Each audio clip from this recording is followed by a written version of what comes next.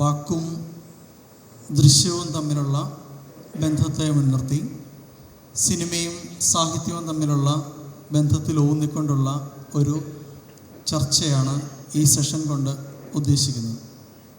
നമുക്കറിയാം, സിനിമ ഒരു കലാരൂപം എന്ന നിലയിൽ അവതരിപ്പിക്കുമ്പോൾ അത് മറ്റേതൊരു കലാരൂപത്തെക്കാട്ടിലും കൂടുതൽ സാഹിത്യവുമായി ചേർന്നാണ് വളർന്ന് വികസിച്ചിട്ടുള്ളത്. 1895 ലൂമിയർ സഹോദരന്മാർ ആദ്യത്തെ സിനിമ രൂപപ്പെടുത്തുമ്പോൾ 1901 തന്നെ ആദ്യമായി സിനിമ സാഹിത്യവുമായി ചേരുകയാണ്. തുടർന്ന് ജോർജ് മെല്ലിസ് അടക്കമുള്ള സംവിധായകരുടെ സിനിമ അതിൻ്റെ സാഹിത്യ ബന്ധം പുലർത്തുന്നുണ്ട്. നമുക്കിന്ന് ഈ സെഷനിൽ എങ്ങനെയാണ് സിനിമയും സാഹിത്യവും തമ്മിലുള്ള വിനിമയങ്ങൾ എന്നതിനെക്കുറിച്ച് ചർച്ച ചെയ്യാനായി മലയാളത്തിൽ ഇന്ന് ലഭിക്കാവുന്ന മികച്ച 2 വ്യക്തിത്വങ്ങളെയാണ് ലഭിച്ചിട്ടുള്ളത്. PF മാത്യൂസും PV ഷാജികുമാറും. രണ്ടുപേരെയും സിനിമയും സാഹിത്യവും തമ്മിലുള്ള വിനിമയങ്ങളെക്കുറിച്ച് സംസാരിക്കുന്ന ചർച്ചയിലേക്ക് സ്വാഗതം ചെയ്തുകൊണ്ട് ഈ ഒരു സെഷൻ ആരംഭിക്കാം എന്ന് കരുതുന്നു. എനിക്ക് തോന്നുന്നത് ഈ ഒരു വിഷയത്തിൽ ആ ടൈറ്റിലിൽ നിന്ന് തന്നെ നമുക്ക് ഒരു ആലോചന ആരംഭിക്കാം എന്ന് തോന്നുന്നു. സിനിമയെ സംബന്ധിച്ച്, സാഹിത്യത്തെ സംബന്ധിച്ചുള്ള ഈ ചർച്ചയിൽ ഈ 2 മീഡിയത്തെയും ഒരു കാണി എന്ന നിലയിൽ, ഒരു വായനക്കാരൻ എന്ന നിലയിൽ എങ്ങനെയാണ് സ്വയം നിർവചിക്കുന്നത് എന്ന ചോദ്യത്തിൽ നിന്ന് തന്നെ നമുക്ക് തുടങ്ങാം. സിനിമ കാണി എന്നുള്ള നിലയിൽ നമ്മൾ വെറും ദൃശ്യങ്ങളുടെ ഉപഭോക്താവ് മാത്രമാണ്. മലയാള സിനിമ കണ്ട് ശീലിച്ച ഒരാളെന്നുള്ള നിലയിൽ ഇതിൻ്റെ സംഭാഷണങ്ങളാണ് നിറഞ്ഞു നിൽക്കുന്നത്. കാരണം ഒരു കാലത്ത് മലയാള സിനിമകൾ റേഡിയോയിലൂടെ പ്രേഷണം ചെയ്യപ്പെട്ടിരുന്നു. എന്ന് വെച്ചാൽ ശബ്ദം കൊണ്ട് മാത്രം നമുക്ക് സിനിമ കമ്മ്യൂണിക്കേറ്റ് ചെയ്തിരുന്നു എന്നുള്ളതാണ്. എന്ന് വെച്ചാൽ നമുക്ക് സിനിമ ഉണ്ടായിരുന്നില്ല എന്നുകൂടി അർത്ഥമുണ്ട്. കാരണം സിനിമ ഒരു ദൃശ്യകലയാണ്. മലയാളികൾ എന്നുള്ള നിലയിൽ നമ്മൾ ഏറ്റവും കൂടുതൽ വാക്കുകളുടെ ആളുകളാണ്, നമ്മൾ സാഹിത്യത്തിൻ്റെ ആളുകളാണ്. നമുക്ക് മികച്ച ദൃശ്യകലകളൊക്കെ ഉണ്ടെങ്കിലും അത് സിനിമയിലേക്ക് വന്നപ്പോൾ നമ്മൾ അത്രയ്ക്ക് അങ്ങോട്ട് ദൃശ്യാത്മകമാകാൻ ശ്രമിച്ചില്ല എന്നാണ് എനിക്ക് തോന്നിയിട്ടുള്ളത്. ലോക സിനിമയിൽ തന്നെ നമുക്കറിയാം, സംഭാഷണം തുടങ്ങിയപ്പോഴാണ് ലോകത്തിലുള്ള എല്ലാ എഴുത്തുകാരും ഹോളിവുഡിലേക്ക് വന്നത്. ഹെമിംഗ്വേയും ഫോക്നറും ഒക്കെ വന്നതായിട്ടറിയാം. ഫോക്നറെ ഒരു സ്റ്റുഡിയോ എക്സിക്യൂട്ടീവ് ഇറക്കി വിടുകയും ചെയ്തു. ഫോക്നർ ഒരു വിശ്വസാഹിത്യകാരനാണ്, മഹാനായ എഴുത്തുകാരനാണ് എന്നുള്ള ബോധ്യമൊന്നും ആ എക്സിക്യൂട്ടീവിന് പോരായിരുന്നു. അദ്ദേഹം ഫോക്നർക്ക് എഴുതാൻ അറിയില്ല എന്ന് പറഞ്ഞ് പറഞ്ഞു വിട്ടു. അതുപോലെ തന്നെ ഞാൻ ഓർക്കുന്നത്, താർക്കോവ്സ്കിയും സ്കൾപ്റ്റിംഗ് ഇൻ ടൈം എന്ന പുസ്തകത്തിൽ സാഹിത്യകാരനെ സിനിമയ്ക്ക് ആവശ്യമേ ഇല്ല എന്ന് പറയുണ്ടായി. സത്യമാണ്, സാഹിത്യകാരനാണ് സിനിമ വേണ്ടത്. കാരണം സാഹിത്യം കൊണ്ട് ജീവിക്കാൻ പറ്റില്ല. അതുകൊണ്ട് സാഹിത്യകാരന് കാശ് കിട്ടണമെങ്കിൽ സിനിമ എഴുതണം. അങ്ങനെയാണ് ഹോളിവുഡ് തൊട്ട് കേരളത്തിൽ വരെ എഴുത്തുകാർ സിനിമയിലേക്ക് വന്നത്. അങ്ങനെയാണ്. അപ്പോൾ നമ്മുടെ സാഹിത്യകൃതികൾ സിനിമയിലേക്ക് വരാനുള്ള പ്രധാന കാരണമായിട്ട് എനിക്ക് തോന്നിയത് ഒരു പ്ലോട്ടും കഥാപാത്രങ്ങളും എല്ലാം ഫ്രീ ആയിട്ട് കിട്ടുന്നുണ്ട്. അപ്പോൾ അത് എളുപ്പമുണ്ട്, അത് തിരക്കഥയാക്കി മാറ്റാനായിട്ട് വളരെ എളുപ്പമുണ്ട് എന്നുള്ള ധാരണയിലാണ് ഈ സിനിമാക്കാർ സാഹിത്യകൃതിയെ സമീപിച്ചത്. അപ്പോൾ അത് ഒരു നോവലോ കഥയോ എടുത്താൽ അതിനോട് എങ്ങനെ പരമാവധി നീതി പുലർത്താം എന്നാണ് അവർ ചിന്തിച്ചിട്ടുള്ളത്. സാഹിത്യകൃതി മറ്റൊന്നും, സിനിമ മറ്റൊരു മാധ്യമമാണെന്നുള്ള ചിന്ത നമുക്കൊരു കാലത്തുണ്ടായിട്ടുള്ളതായിട്ട് എനിക്ക് തോന്നിയിട്ടില്ല. അതേറെക്കുറെ അടൂർ ഗോപാലകൃഷ്ണനൊക്കെയാണ് ഇതൊരു ദൃശ്യമാധ്യമം, അതിൻ്റേതായ വ്യാകരണവും അതിൻ്റേതായ ഒരു തനത് സ്വഭാവവും ഉണ്ടായിരിക്കണമെന്ന് നമ്മളെ കാണിച്ചു തന്നത് അടൂരൊക്കെയാണ്, അരവിന്ദൻ ഒക്കെയാണ്. അരവിന്ദനും അടൂരും സാഹിത്യകൃതികളെടുത്ത് ചലച്ചിത്രത്തിലേക്ക് പരിവർത്തിപ്പിച്ചിട്ടുണ്ട്. അതിൽ ഏറ്റവും ഗംഭീരമായിട്ട് ചെയ്തത് വേണമെങ്കിൽ നമുക്ക് അരവിന്ദനാണെന്ന് പറയാം. കാരണം ഒരു നാടകം എടുത്തിട്ട്, സംഭാഷണ പ്രധാനമായ നാടകം, ചിന്താവിഷ്ടയായ കാഞ്ചനസീത എടുത്തിട്ട് അതിലെ സംഭാഷണം മുഴുവൻ ഇല്ലാതാക്കുകയും അത് വളരെ ദൃശ്യപ്രധാനമായിട്ട് അദ്ദേഹം അവതരിപ്പിക്കുകയും ചെയ്തു. അതൊരു വലിയ പരീക്ഷണമായിരുന്നു. കേരളത്തിൽ അമ്പെ പരാജയപ്പെട്ടു പോയ ഒരു പരീക്ഷണവുമായിരുന്നു.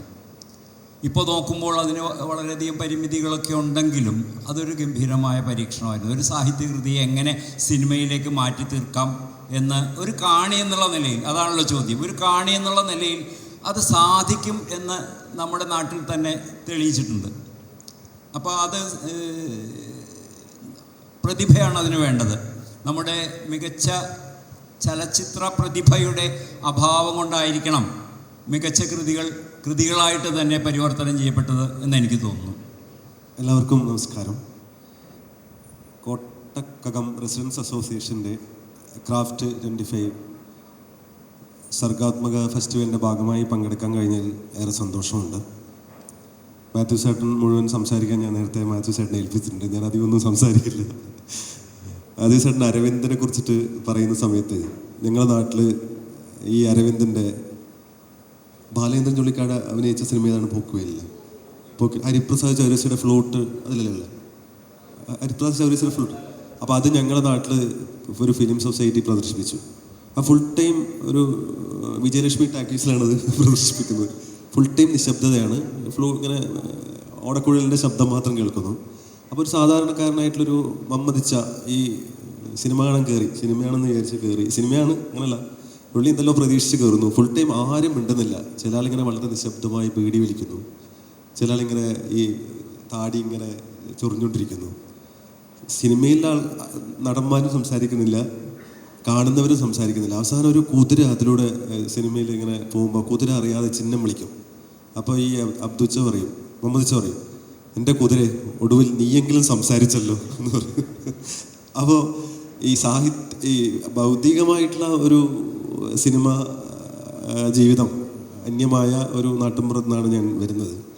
അപ്പോൾ സാഹിത്യകൃതി സിനിമയാക്കുമ്പോൾ സംഭവിക്കുന്ന സംഭവം എന്ന് വെച്ചാൽ അതിൽ സാഹിത്യം കടന്നു വരും എന്നാണ് ഞാൻ മനസ്സിലാക്കിയത്. ഇപ്പോൾ എൻ്റെ ഒരു പേഴ്സണൽ എക്സ്പീരിയൻസ് വെച്ചിട്ട് ചില കാര്യങ്ങൾ പറയാം എന്ന് തോന്നുന്നു. ഇപ്പോൾ കന്യക ടാക്കീസ് എന്ന സിനിമയാണ് എൻ്റെ ആദ്യമായിട്ട് ഇറങ്ങിയത്. അത് 18+ എന്ന ഒരു കഥ പിന്നെ സിനിമയായിട്ട് രൂപാന്തരപ്പെട്ടതാണ്. മാത്യു ചേട്ടൻ കണ്ടിട്ടുണ്ടാവുമെന്ന് എനിക്ക് തോന്നുന്നു. സന്തോഷം. അപ്പോൾ ആ കഥ വളരെ തമാശയുള്ള ഒരു കഥയായിരുന്നു. അതൊരു ഞാനും എൻ്റെ സുഹൃത്തുക്കളും കൂടി കാസർഗോഡ് എഞ്ചിനീയറിംഗ് കോളേജിൽ പഠിക്കുന്ന സമയത്ത് കുറേ വർഷങ്ങൾക്ക് മുമ്പ്, ഇന്നത്തെ പോലെ ഈ അഡൽട്സ് ഓൺലി കണ്ടൻറ്റ് മൊബൈലിലൊന്നും കിട്ടാത്തൊരു കാലമാണ്. അപ്പോൾ അന്ന് ഞങ്ങളെല്ലാം കൂടി ഈ കാസർഗോഡ് എഞ്ചിനീയറിംഗ് കോളേജിൽ പഠിക്കുമ്പോൾ ഈ 2 സുഹൃത്തുക്കളുടെ നിർബന്ധത്തിന് വഴങ്ങി ഞാനൊരു കന്യക ടാക്കീസ് എന്ന് പറയുന്ന ഒരു തിയേറ്ററിൽ മുതിർന്നവർക്ക് വേണ്ടി കളിക്കുന്ന ഒരു സിനിമ കാണാൻ പോയി. അപ്പോൾ ഭയങ്കര കുറ്റബോധത്തോടു കൂടിയാണ് ഞങ്ങൾ പോകുന്നത്. അന്നൊക്കെ ഇത്തരത്തിലുള്ള വയസ്സായ ആളുകൾക്ക് അത് കുറച്ചും കൂടെ റിലേറ്റ് ചെയ്യാൻ പറ്റും. കാരണം ഇത്തരം സിനിമകൾ കണ്ടു കഴിഞ്ഞാൽ നാട്ടിൽ നിന്ന് തന്നെ നമ്മൾ അപമാനിക്കപ്പെടുകയും നാട്ടിൽ നിന്ന് ഒളിച്ചോടേണ്ട സാഹചര്യമൊക്കെ ഉണ്ടാകുന്ന ഒരു പരിപാടിയാണ് ഈ മുതിർന്നവർക്ക് വേണ്ടിയിട്ടുള്ള. ഇപ്പോൾ ഷക്കീലയുടെ സിനിമ, പിന്നെ മറ്റ് ബാക്കി നായികമാരെല്ലാം ഞാൻ മറന്നുപോയി. അപ്പോൾ ഈ സിനിമ ഞങ്ങൾ കാണാൻ പോകുന്നു. തരക്കേടില്ലാത്ത സിനിമയായിരുന്നു. അത്യാവശ്യം സ്നേഹങ്ങളും മറ്റ് കാര്യങ്ങളൊക്കെ ഉണ്ട്. അപ്പോൾ ഞങ്ങളിത് കണ്ടു കഴിഞ്ഞ് പഴയൊരു ടാക്കീസിലാണ് കാണുന്നത്. കണ്ടു കഴിഞ്ഞ് ഞാൻ ഇറങ്ങി ഇങ്ങനെ ദീർഘനിശ്വാസത്തോടെ സിനിമ കണ്ടു കഴിഞ്ഞ് ദീർഘനിശ്വാസത്തോടെ ഇങ്ങനെ പുറത്ത് നിൽക്കുമ്പോൾ ഞാൻ ആലോചിച്ചു, ഈ പഴയ തിയേറ്ററുകളും ക്രിസ്ത്യൻ പള്ളികളും ഫോം ഒരേപോലെയാണ്. ശ്രദ്ധിച്ചിട്ടുണ്ടോ? പഴയ തിയേറ്ററുകളുടെയും ക്രിസ്ത്യൻ പള്ളികളുടെയും ഇങ്ങനെ രൂപം ഒരേപോലെയാണ്. അപ്പോൾ ഞാനിങ്ങനെ ആലോചിച്ചു, ഇങ്ങനെയുള്ളൊരു പിന്നെ ഈ മുതിർന്നവർക്ക് വേണ്ടി കളിക്കുന്ന ഒരു തിയേറ്റർ ഒരു ക്രിസ്ത്യൻ പള്ളിയായാൽ എന്താണ് സംഭവിക്കുക എന്ന് എൻ്റെ മനസ്സിലൊരു വന്നു. അങ്ങനെയാണല്ലോ കഥയൊക്കെ ഉണ്ടാകുന്നത്. അങ്ങനെ ഞാൻ അത് വെച്ചിട്ടൊരു കഥ എഴുതി. 18+ എന്ന് പറഞ്ഞ കഥയാണ്. അപ്പോൾ ഇതേപോലെ അഡൽട്സ് ഓൺലി സിനിമ കളിക്കുന്ന ഒരു തിയേറ്റർ ക്രിസ്ത്യൻ പള്ളിയെ മാറുന്നു. അവിടേക്ക് മൈക്കിൾ അച്ഛൻ എന്ന് പറയുന്ന അച്ഛനായിട്ട് വരുന്നു. അപ്പോൾ പുള്ളി ഇങ്ങനെ കുമ്പസാര രഹസ്യം കേട്ടുകൊണ്ടിരിക്കുമ്പോൾ ഞാൻ തെറ്റ് ചെയ്തിട്ട് അച്ചോ, ഞാൻ പാപിയാണ് അച്ചോ എന്ന് പറഞ്ഞിട്ട് ഒരു പെണ്ണ് വന്നിട്ട് സംസാരിക്കുന്ന സമയത്ത് പുള്ളി കിന്നാരത്തുമ്പികൾ എന്ന് പറയുന്ന ഷക്കീലയുടെ സിനിമയിലെ ഡയലോഗ് കേൾക്കും. തെറ്റ് ചെയ്യാത്തവരായി ആരുമില്ല ഗോപു. അതായത് ആ തിയേറ്ററിൽ ഇത് കേൾക്കും. അതേപോലെ ഇങ്ങനെ വെഞ്ചരിക്കുന്നു, മറ്റു കാര്യങ്ങളൊക്കെ കേൾക്കുമ്പോൾ ഈ തിയേറ്ററിൽ ഓടിയ ഈ അഡൽസ് ഓൺലി സിനിമകളുടെ ശീൽക്കാരങ്ങൾ, മറ്റ് എന്നെ കൊല്ലാതെ കൊല്ലൂ, എന്നെ കൊല്ലും പോലെ ആക്കൂ തുടങ്ങിയ സംഭാഷണങ്ങളൊക്കെ കേൾക്കുകയും പുള്ളി ആകെ ഭ്രാന്ത് പിടിച്ച് മൊത്തം ഒരുതരം ഹാലൂസിനേഷൻ വിധേയമായി അയാളാകെ തകർന്നു പോകുന്ന ഒരു കോമഡി കഥയായിരുന്നു അത്. അപ്പോൾ ഈ കഥ പിന്നെ മാധ്യമ ആഴ്ചപ്പതിപ്പ് പ്രസിദ്ധീകരിക്കുന്നു. അപ്പോൾ പിന്നെ ഒരുപാട് ആൾക്കാർ, എനിക്ക് അത്യാവശ്യം എൻ്റെ കഥകൾ അധികം ആൾക്കാരൊന്നും വായിക്കാത്തതാണ്, പക്ഷേ ഈ കഥ കുറേ ആൾക്കാർ വായിച്ച് ചിരിച്ചു, ചിരി വന്നു എന്നെല്ലാം പറഞ്ഞ് സംസാരിച്ചു. അപ്പോൾ അത് കഴിഞ്ഞ് ഈ കഥ പ്രസിദ്ധീകരിച്ചിട്ട് പിന്നെ ഒരു 10 ദിവസം, ഒരു 4-5 ദിവസം കഴിഞ്ഞ് ഒരാൾ എന്നെ വിളിച്ചിട്ട് പറഞ്ഞു, ചേട്ടാ നല്ല കഥയാണ്, ഞാൻ കുറേ വായിച്ച് ചിരിച്ചു. ഞാൻ അത് പറയാനല്ല വിളിച്ചത്, ഞാൻ വയനാട്ടിലെ ആ സ്ഥലത്തിൻ്റെ പേര് ഞാൻ പറയുന്നില്ല, ഈ സ്ഥലത്തു നിന്നാണ് വിളിക്കുന്നത്. ഞങ്ങളുടെ നാട്ടിലും ഇതേപോലെ ഒരു പള്ളിയുണ്ട്, ഇങ്ങനെ അഡൽസ് ഓൺലി സിനിമകൾ കളിക്കുന്ന ഒരു തിയേറ്റർ ക്രിസ്ത്യൻ പള്ളിയായി മാറി. അതല്ല ചേട്ടാ അതിൻ്റെ രസം, ആ പള്ളിക്ക് ഞങ്ങൾ ഇട്ടിരിക്കുന്ന പേര് എന്താണെന്ന് അറിയുമെന്ന് ചോദിച്ചു. ഞാൻ പറഞ്ഞാൽ അറിയില്ല. ആ പള്ളിയുടെ പേര് ഷക്കീല പള്ളി എന്നാണെന്ന്.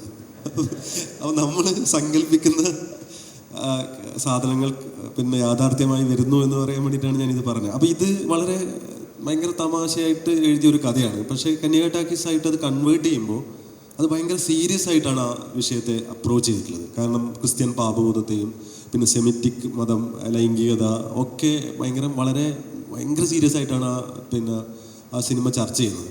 അപ്പോൾ ഞാൻ മനസ്സിലാക്കിയത്, ഒരു സാഹിത്യം എന്ന് പറയുന്നത് ഇപ്പോൾ കഥ വായിച്ച ആൾക്കാർ പറഞ്ഞു ആ കഥയുടെ രസം കിട്ടിയില്ല സിനിമയിൽ നിന്ന്. പക്ഷേ എന്നെ സംബന്ധിച്ചിടത്തോളം ഞാൻ ആ സിനിമയിൽ തൃപ്തനാണ്. സിനിമ എന്ന് പറയുന്നത് ആത്യന്തികമായിട്ട് സംവിധായകൻ്റെ കലയാണ്. സാഹിത്യം ഇപ്പോൾ ഒരു കഥ സിനിമയാകും. ഇപ്പോൾ മാത്യു ചേട്ടൻ്റെ കഥ ലിജോ ജോസ് പല്ലിശ്ശേരി സിനിമയാക്കി കൺവേർട്ട് ചെയ്യുമ്പോൾ അത് ആത്യന്തികമായിട്ട് അത് എങ്ങനെ വേണമെന്ന് തീരുമാനിക്കുന്നത് സിനിമ സംവിധായകനാണ്. അപ്പോൾ സാഹിത്യം ഒരു കഥ എഴുതുന്നു, ഞാനൊരു കഥ എഴുതുന്നു അല്ലെങ്കിൽ ഒരു നോവൽ എഴുതുന്നു, അതൊരു സിനിമാറ്റിക് ഫോർമാറ്റിലേക്ക് കൺവേർട്ട് ചെയ്യുമ്പോൾ അതെങ്ങനെ വേണമെന്ന് തീരുമാനിക്കേണ്ടത് സംവിധായകനാണ് എന്നാണ് ഞാൻ വിചാരിക്കുന്നത്. അതുകൊണ്ട് തന്നെ എൻ്റെ ഈ ഭാവിയിൽ വരാനിരിക്കുന്ന കഥകൾ സിനിമയായാലും അല്ലെങ്കിൽ നോവലുകൾ സിനിമയായാലും അത് മോശമായാലും നല്ലതായാലും അതിനെ ബാധിക്കുന്നൊരു വിഷയമല്ല. അത് സംവിധായകൻ്റെ ഒരു തീരുമാനത്തിൻ്റെ ഭാഗമായിട്ടുണ്ടാകുന്ന ഒരു സാധനമാണ്. പിന്നെ മാത്യു പറഞ്ഞ പോലെ എല്ലാ സാഹിത്യകാരന്മാരും തങ്ങളുടെ രചനകൾ സിനിമയാക്കാൻ ആഗ്രഹിക്കുന്നവരുണ്ടാകും എന്നെനിക്ക് തോന്നുന്നു. അത് കൊമേഴ്ഷ്യൽ സിനിമകളാകാം, അല്ലെങ്കിൽ പിന്നെ വളരെ സീരിയസ് ആയിട്ട് എടുക്കുന്ന സിനിമകളാകാം. അത് ഒരു കഥകൾ വിഷ്വലായിട്ട് വരുമ്പോൾ കൂടുതൽ ആളുകളിലേക്ക് എത്തും നമ്മളുടെ കഥ. ഇപ്പോൾ എൻ്റെ ഒരു കഥ സിനിമയാകുമ്പോൾ 18+ കന്യാ ടാക്കീസ് എന്ന് പറയുന്ന സിനിമയായിട്ട് മാറുമ്പോൾ സംഭവിക്കുന്ന പ്രധാനപ്പെട്ട കാര്യം 18+ എന്ന് പറയുന്ന കഥ ഒരുപാട് ആളുകൾ വായിക്കും. അങ്ങനെ എഴുത്തുകാരനൊരു പോപ്പുലാരിറ്റി കിട്ടും. അതേപോലെ ജീവിക്കാനുള്ള പൈസ കിട്ടും എന്ന് പറയുന്നത് തെറ്റിദ്ധാരണയാണ്. എനിക്ക് സിനിമയിൽ നിന്ന് ജീവിക്കാനുള്ള പൈസ കിട്ടിയിട്ടില്ല. ഞാൻ ഒരുപാട് പറ്റിക്കപ്പെടലിന് വിധേയനായ ഒരു തിരക്കഥാകൃത്താണ്. ഇപ്പോഴും ഞാനൊരു മാതൃഭൂമി എന്ന് പറയുന്ന സ്ഥാപനത്തിൽ ജീവിക്കാൻ വേണ്ടി ജോലി ചെയ്തുകൊണ്ടിരിക്കുന്ന ആളാണ്. അപ്പോൾ സിനിമ കൊണ്ട് മാത്യു ചേട്ടന് നല്ല പൈസ കിട്ടിയിട്ടുണ്ടോ? ഉത്തരം പറയാം. എന്നെ സംബന്ധിച്ചിടത്തോളം ഏറ്റവും കൂടുതൽ പറ്റിക്കപ്പെടലിന് വിധേയമാക്കപ്പെട്ട ഒരു തിരക്കഥാകൃത്തും ഏറ്റവും കൂടുതൽ അപമാനത്തിന് വിധേയമാക്കപ്പെട്ട ഒരു തിരക്കഥാകൃത്തും കൂടിയാണ്. പക്ഷെ കഥ എഴുതുമ്പോൾ കിട്ടുന്ന സ്വാതന്ത്ര്യം, പിന്നെ സമാധാനമല്ല, വേറെ തരത്തിലുള്ള സമാധാനം ഒന്നും സിനിമയിൽ കിട്ടില്ല. നമുക്ക് നമ്മളോട് തന്നെ ഒരു ആത്മീയത തോന്നും, വേണ്ടാത്ത പണിയാണെന്ന് തോന്നും. ഇത് എന്തിനാണ്, എത്രയാണ് എൻ്റെ സമയം പോകുന്നത്. ആ സമയത്ത് നമുക്ക് വേറെ എന്തെല്ലാം കലാപരിപാടികൾ ചെയ്യാം. നമുക്ക് ഒരുപാട് നല്ല കലാപരിപാടികൾ രാത്രി കാലങ്ങളിലൊക്കെ സാധ്യമായൊരു സ്പേസാണുള്ളത്. അപ്പോൾ അത്തരത്തിൽ സിനിമ കൊണ്ട് ജീവിക്കാൻ പറ്റും എന്ന് വിചാരിച്ചിട്ട് എഴുത്തുകാർ ഈ തിരക്കഥയിലേക്ക് വന്നു കഴിഞ്ഞാൽ അത് എത്ര കണ്ട് സാധ്യമാവും എന്നുള്ള കാര്യത്തിൽ എനിക്ക് സംശയമുണ്ട്. അല്ലേ? നടക്കില്ല. ചെറുകഥ എഴുതുമ്പോൾ, നോവൽ എഴുതുമ്പോൾ, തിരക്കഥ എഴുതുമ്പോൾ ഈ 3 ഫോമിലേക്കുള്ള ഒരു ക്രിയേറ്റീവ് പ്രോസസ്സ് എങ്ങനെയാണ് നോക്കിക്കാണുന്നത്? എൻ്റെ അനുഭവത്തിലൂടെ പറയാമെന്നാണ് ഞാൻ വിചാരിക്കുന്നത്. 90കളുടെ തുടക്കത്തിൽ ചാവുനില എന്ന നോവൽ എഴുതി കഴിഞ്ഞിരുന്നു ഞാൻ. അന്നത്തെ നമ്മുടെ ഒരു സാഹിത്യ സാംസ്കാരിക രംഗത്തെ നോവലുകൾ മിക്കവാറും തറവാട്ട് കഥകളായിരുന്നു. അതും ഒരു എന്താ പറയുക, വള്ളുവനാടൻ സംഭാഷണം കൂടുതൽ പ്രബലമായിരുന്ന ഒരു കാലം കൂടിയായിരുന്നു. MTയുടെ ഒരു എന്താ പറയുക, നിറഞ്ഞു നിൽക്കുന്ന ഒരവസ്ഥ സിനിമയിലുണ്ടായിരുന്നു. ഇതേ അവസ്ഥയുണ്ടായിരുന്നു. അവിടെ നിന്ന് കൊച്ചിയിലെ തീരദേശത്തെ ഭാഷ സംസാരിക്കുന്ന കഥാപാത്രങ്ങൾ അവരുടെ ഭാഷ തന്നെ ഭാഷയിൽ സംഭാഷണം എഴുതിയ സംസാര ഭാഷയിൽ സംഭാഷണം എഴുതി കഴിഞ്ഞാൽ ആളുകൾ ചിരിക്കും, അതുകൊണ്ട് അങ്ങനെ എഴുതാതിരിക്കുന്നതാണ് നല്ലത് എന്ന് പറഞ്ഞു. അപ്പോൾ ഞാൻ ചാവുനില എഴുതി കഴിഞ്ഞിരിക്കുന്നു, ഇത് അച്ചടിക്കാൻ പറ്റാത്തൊരവസ്ഥയിലുമാണ്. അതിന് പല കാരണങ്ങളുണ്ട്. അതിൻ്റെ എഴുത്ത് തന്നെ നോൺ ലീനിയറാണ്. പിന്നെ അതുവരെയുള്ള ഒരു സിസ്റ്റത്തെ കുറേയൊക്കെ ഒരു തട്ടിക്കളയുന്നുണ്ട്. അങ്ങനെയുള്ള കുറേ അധികം പ്രശ്നങ്ങളുണ്ട്. അപ്പോൾ എനിക്കൊരു പ്രോജക്റ്റ് കിട്ടുന്നത് ദൂരദർശനിൽ ഒരു പരമ്പര ചെയ്യാമോ എന്ന് ചോദിച്ചിട്ടാണ്. അതൊരു തമിഴ്നാട്ടിൽ ആരോ കൊടുത്ത ഒരു ഡിറ്റക്റ്റീവ് കഥയാണത്. അത് വെച്ചിട്ട് അതൊരു പ്രോജക്റ്റാണ്. അതിൽ നിങ്ങൾക്ക് എന്ത് വേണമെങ്കിലും എഴുതി നിറക്കാം, എന്ത് വേണമെങ്കിലും ചെയ്തോളൂ എന്ന് പറഞ്ഞു. അപ്പോൾ ആ സമയത്ത് നമുക്ക് അറിയാം, മലയാളികൾക്ക് ഏറ്റവും പ്രിയങ്കരനാണ് ദസ്തയേവ്സ്കി എന്നറിയാം.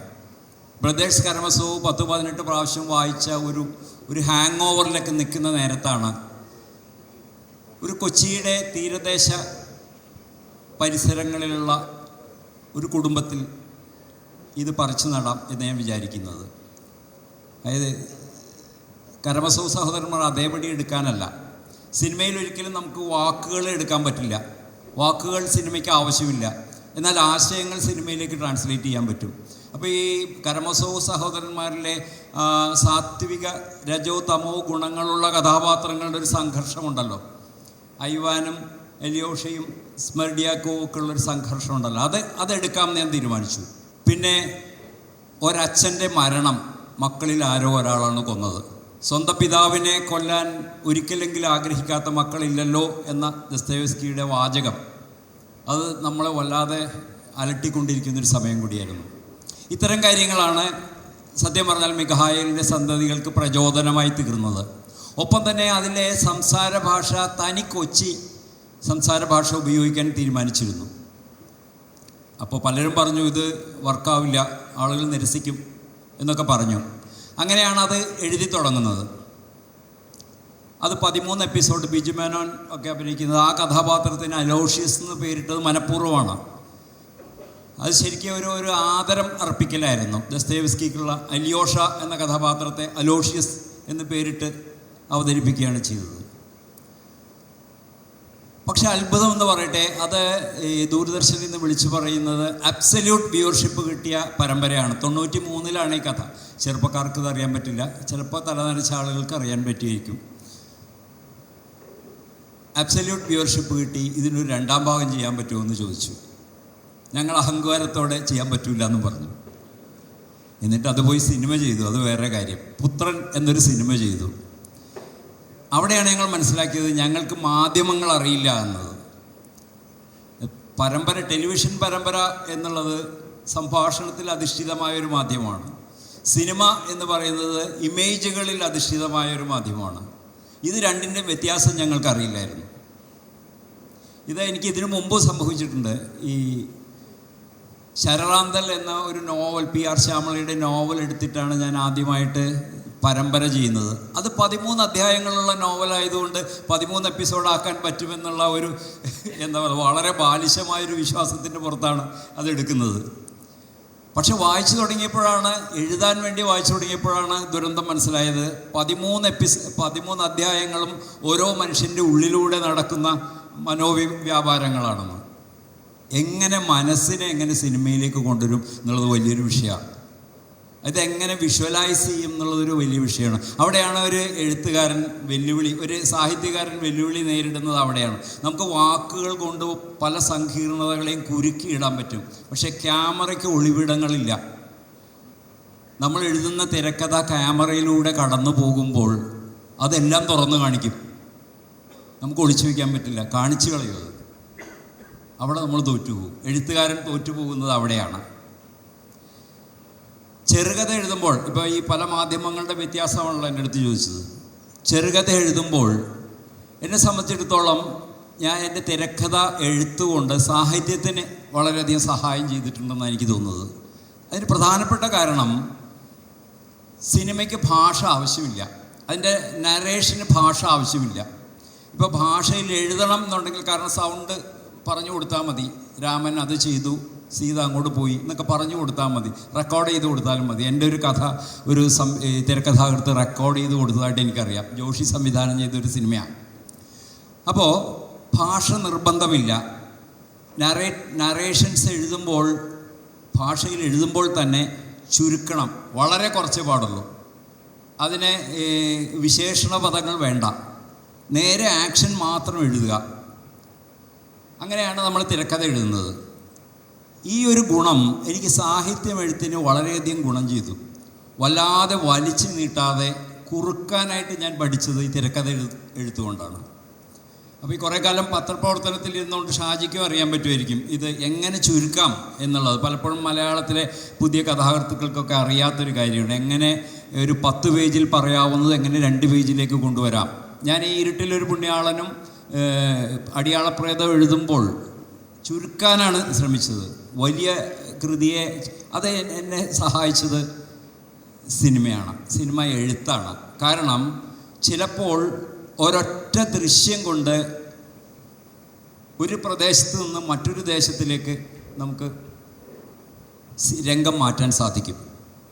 അതുപോലെ തന്നെ നോവലിൽ ഒരു നൂറ്റാണ്ട് കാലത്തെ കാര്യങ്ങൾ നമുക്ക് വിവരിക്കാം. 600-800 പേജുകളിൽ യുദ്ധവും സമാധാനവും പോലെയുള്ളൊരു നോവൽ എഴുതാം. പക്ഷെ സിനിമയിൽ 2 മണിക്കൂറും ഏതാനും നിമിഷങ്ങളുമാണുള്ളത്, കൂടിയാൽ 3 മണിക്കൂർ, അതിൽ കൂടുതലൊന്നും ആരും സഹിക്കില്ല സിനിമ. അപ്പോൾ ഈ ഇത്രയും കാലത്തെ ഈ കാലം എന്ന് പറഞ്ഞ ഒരു സംജ്ഞയെ ഈ 2 മണിക്കൂറിലേക്ക് കൊണ്ടുവരിക എന്ന് പറഞ്ഞെങ്കിൽ അതിനാണ് ശരിക്കും വൈദഗ്ധ്യം വേണ്ടത്. അത് സിനിമയ്ക്ക് വേണ്ട ഒരു വൈദഗ്ധ്യം അതാണെന്നാണ് ഞാൻ കരുതുന്നത്. ചെറുകഥ എഴുതുമ്പോൾ നമുക്ക് എല്ലാവർക്കും അറിയാവുന്നതുപോലെ ഒരു നിമിഷം മതി നമുക്ക്. അപ്പോൾ സിനിമ അതിനും എന്നെ സഹായിച്ചിട്ടുണ്ട്. അതായത് യാസുജിറോ ഒസുവിൻ്റെ ഒരു ലേറ്റ് സ്പ്രിംഗ് എന്ന് പറഞ്ഞ സിനിമയിൽ ഒരു രംഗമുണ്ട്. ഒരച്ഛനും മകളും ഒരു സത്രത്തിൽ താമസിക്കുകയാണ്. മകളോട് കല്യാണം കഴിക്കാൻ പറഞ്ഞിട്ട് അവൾ സമ്മതിക്കുന്നില്ല. അപ്പോൾ അച്ഛൻ വിഷമിച്ചിങ്ങനെ ഇരിക്കുമ്പോൾ ക്യാമറ അവരിൽ നിന്ന് ഉയർന്നു പൊങ്ങി അലമാരയുടെ പുറത്തിരിക്കുന്ന ഒരു പോഴ്സലൈൻ പൂപ്പാത്രത്തിലേക്ക് പോകുന്നു. ആ പൂപ്പാത്രത്തിൽ തങ്ങി നിൽക്കുന്നു.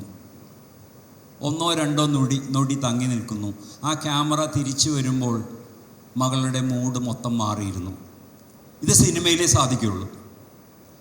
ഇത് എങ്ങനെ കഥയിലേക്ക് കൊണ്ടുവരാം എന്നൊരു ശ്രമം ഞാൻ നടത്തി. അപ്പോൾ കഥയിലേക്ക് കൊണ്ടുവരുമ്പോൾ ചെറുകഥയിലേക്ക് കൊണ്ടുവരുമ്പോൾ നമുക്കൊരു വലിയ കഥ, ഒരു നാടകീയമായ 3 ആക്ട് പ്ലേ സ്ട്രക്ചറുള്ള ഒരു കഥ പറയേണ്ട കാര്യമില്ല. ഒരു നിമിഷം മതി. ഒരു നിമിഷത്തിൽ ഒരു നൂറ്റാണ്ടിനെ എങ്ങനെ സംക്ഷേപിക്കാം എന്നാണ് ചെറുകഥയിൽ നമ്മൾ ശ്രമിക്കുന്നത്. നോവലിലാകുമ്പോൾ നമുക്ക് ഒരുപാട് വിസ്തരിക്കാനായിട്ട് സ്പേസ് ഉണ്ട്, ഡീറ്റെയിലിങ്ങിലേക്ക് ഒരുപാട് പോകാൻ പറ്റും. ചെറുകഥയിൽ എനിക്ക് തോന്നുന്നു കുറച്ചുകൂടി ദൃശ്യങ്ങൾക്കും ഇമേജുകൾക്കും പ്രാധാന്യം ചെറുകഥയിലുണ്ട് എന്നാണ് എനിക്ക് തോന്നുന്നത്. മാത്യു സാറിൻ്റെയും PV ഷാജികുമാറിൻ്റെയും രചനാ ലോകം നമ്മൾ നോക്കിയാൽ എനിക്ക് വളരെ കൗതുകമുള്ളൊരു കാര്യം തോന്നിയിട്ടുള്ളത്, മനുഷ്യന് അവൻ്റെ സഞ്ചാരങ്ങൾ അല്ലെങ്കിൽ ദേശങ്ങളിലേക്കുള്ള സഞ്ചാരങ്ങളുടെ വലിയൊരു ഉപാധി എന്ന് പറയുന്നത് ജലമാർഗമാണ്.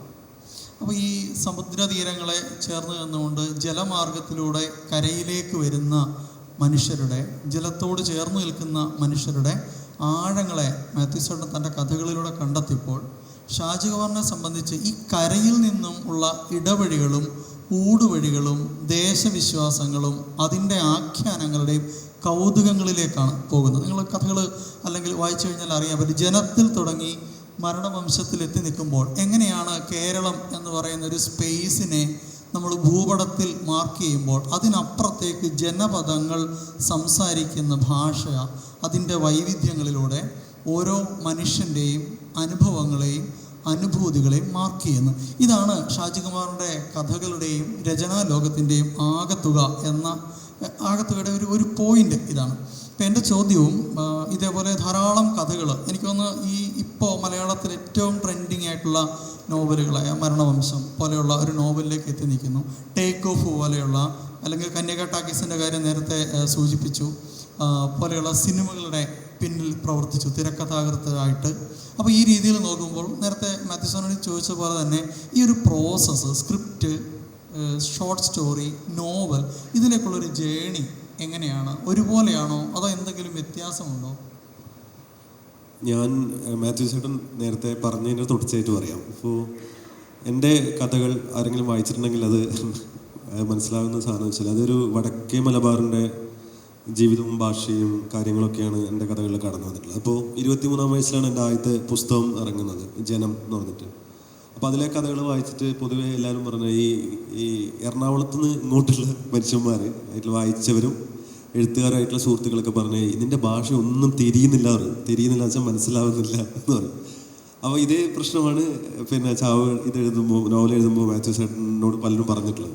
അത് ഈ നമ്മുടേതായിട്ടുള്ള സ്വത്വം അടയാളപ്പെടുത്തുമ്പോൾ അത് പലർക്കും തിരിച്ചറിയാൻ പറ്റുന്നില്ല, മനസ്സിലാക്കാൻ പറ്റുന്നില്ല എന്നുള്ളൊരു വിമർശനം ഞാൻ എഴുതുന്ന കാലത്തെ കേട്ടുകൊണ്ടിരുന്നത്. ഞാനത് മൈൻഡ് ചെയ്തിട്ടില്ല. കാരണം എനിക്കറിയുന്നത് എനിക്ക് എഴുതാൻ പറ്റും, എനിക്ക് അത്ര ബുദ്ധിയും വിവരവും മറ്റേ അതിൻ്റെ ഒരു സൈദ്ധാന്തികമായി കാര്യങ്ങളെ കാണുന്ന ഒരു ശേഷിയൊന്നും എനിക്കില്ല. എൻ്റെ കയ്യിലേക്ക് വരുന്ന ഒരു സാധനം, ഒരു കഥാതന്തു കഥയാക്കി എഴുതുന്നു, അല്ലെങ്കിൽ അത് വേറെ രീതിയിൽ കൺവേർട്ട് ചെയ്യുന്നു എന്ന് മാത്രമേ ഉള്ളൂ. അപ്പോൾ ഇത് എഴുതുമ്പോൾ നമുക്ക് കിട്ടുന്നൊരു സുഖം വല്ലാത്ത സുഖമാണ്. അതിനെ മറല് എന്ന് പറയും ഞങ്ങൾ. അത് നമുക്ക് നമ്മുടെ ഒരു പ്രാദേശികമായിട്ടുള്ളൊരു അനുഭവ ലോകം വ്യാഖ്യാനിക്കുമ്പോൾ എനിക്ക് ഭയങ്കര മറലാണ്. എനിക്കിപ്പോൾ നേരെ മറിച്ച് ഇപ്പോൾ ഒരു കോട്ടയം ജീവിതം അല്ലെങ്കിൽ ഒരു തിരുവനന്തപുരം ജീവിതം ആഖ്യാനിക്കുന്നതിനെക്കാട്ടും എനിക്ക് ഭയങ്കര സന്തോഷവും സമാധാനവും അതിൻ്റേതായിട്ടുള്ള സർഗാത്മകമായിട്ടുള്ള സുഖവും ഒക്കെ കിട്ടുന്നത് ഈ വടക്കേ മലബാറൻ ജീവിതം എഴുതുമ്പോഴാണ്. ഇപ്പോൾ പുത്തൻപണം എന്ന് പറയുന്ന ഒരു സിനിമയുടെ സംഭാഷണം എഴുതാനുള്ള ഒരു ഭാഗ്യമുണ്ടായി. ഭാഗ്യം എന്ന് പറയാനില്ല, എഴുതി. അപ്പോൾ അതിലേക്ക് വന്ന ഒരു കഥ പറയുന്നത് നന്നായിരിക്കും എന്ന് എനിക്ക് തോന്നുന്നത്. കാരണം ഞാൻ അറ്റുവേല എന്ന് പറയുന്ന ഒരു വാട്സപ്പ് ഗ്രൂപ്പുണ്ട്. അതിൽ മമ്മൂട്ടി, ഇവിടുത്തെ സകലമാന ബുദ്ധിജീവികളും ഉള്ള ഒരു വാട്സപ്പ് ഗ്രൂപ്പാണ്. അവിടെ എപ്പോഴും നടക്കുന്നത് സൈദ്ധാന്തികമായ ചർച്ചകൾ. ഒന്നും മനസ്സിലാവില്ല. ഒരു 10 മണിയെല്ലാം കഴിഞ്ഞ് കഴിഞ്ഞാൽ ഇവരുടെ ചർച്ച ഒന്നും മനസ്സിലാവില്ല. കാരണം അത്രയും ലെവലാണ്, വേറെ ലെവലിൽ ഒരു രാഷ്ട്രീയം, മറ്റേ പലസ്തീനിയൻ പ്രശ്നം, അധിനിവേശം, ആഗോളവൽക്കരണം, ട്രംപിൻ്റെ കടന്നുവരവ്, മറ്റയാളുടെ കടന്നുപോക്ക്, മോദിയുടെ വർഗീയത, മൊത്തം കൂടിക്കൊഴിഞ്ഞാൽ എല്ലാം മിക്സാണ്. എല്ലാം മിക്സായിട്ട് നമ്മൾ കഞ്ചാവ് വലിച്ച പോലെ ആയിരിക്കും. ഒരു 12 മണിയാകുമ്പോൾ നമുക്ക് ഒന്നും തിരിയില്ല. അപ്പോൾ ആ സമയത്ത് ഞാൻ എന്താക്കി വെച്ചാൽ ഈ ഒരു 12 മണിക്ക് ഞാൻ വായിച്ച് ഒന്നും മനസ്സിലാവാതിരിക്കുന്ന സമയത്ത് ഞാൻ നമ്മളുടെ ഓട്ടോറന കസ്റ്റ്ലോയുടെ അപ്പൊളിറ്റിക്കൽ ഇൻ്റലക്ച്വൽസിൻ്റെ കാസർഗോഡൻ മലയാളം വിവർത്തനം ചെയ്തിട്ടുണ്ടായിരുന്നു. നിങ്ങൾ വായിച്ച കവിതയായിരിക്കും. നമ്മൾ പണ്ട് SFIയിലൊക്കെ പ്രവർത്തിക്കുന്ന സമയത്ത് നമ്മൾ ചുമരുകളിലൊക്കെ ഒരു ദിവസം ഇവിടുത്തെ രാഷ്ട്രീയ ബുദ്ധിജീവികൾ ചോദ്യം ചെയ്യപ്പെടും. അതിൻ്റെ ഒരു കാസർഗോഡൻ തർജ്ജമ ഞാൻ ഈ ഞാറ്റുവേല ഗ്രൂപ്പിലിട്ടു. ഇന്ന് സംഭവിച്ചിട്ടുള്ള ഒരു കാര്യം എന്ന് വെച്ചാൽ ഈ ഞാറ്റുവേലയുടെ ഒരു വാർഷിക സംഗമം നടക്കുന്നുണ്ടായിരുന്നു. അപ്പം അന്ന് മമ്മൂക്ക വന്നിട്ട് ഈ കവിത പാടി, ഈ കാസർഗോഡൻ വെർഷൻ.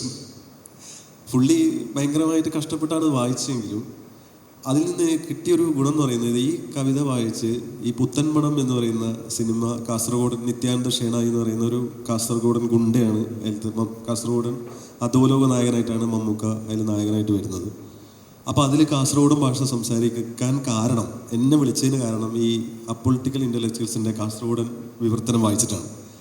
അപ്പോൾ അത് ഉണ്ടാക്കിയിട്ടുള്ള അപ്പൊളിറ്റിക്കൽ ഇൻ്റലക്ച്വൽസിന് പലവിധം ഭാഷാ വകഭേദങ്ങൾ ഉണ്ടായിട്ടുണ്ട്. പക്ഷേ ഇതിൻ്റെ കാസർഗോഡൻ വിവർത്തനം വായിക്കുകയും മമ്മൂക്ക വായിക്കുകയും അത് രഞ്ജിത്ത് കേൾക്കുകയും അങ്ങനെയാണ് എന്നെ അതിലേക്ക് വിളിക്കുന്നത്. എനിക്ക് തോന്നുന്നത് ഞാൻ ആ കവിത ഇവിടെ പാടുന്നത് നന്നായിരിക്കും തോന്നുന്നു. പറയട്ടെ, കുഴപ്പമുണ്ടോ? അത് ഞാൻ ഇവിടെ വായിക്കുന്നതിന് പ്രശ്നമുണ്ടോ? വായിക്കട്ടെ.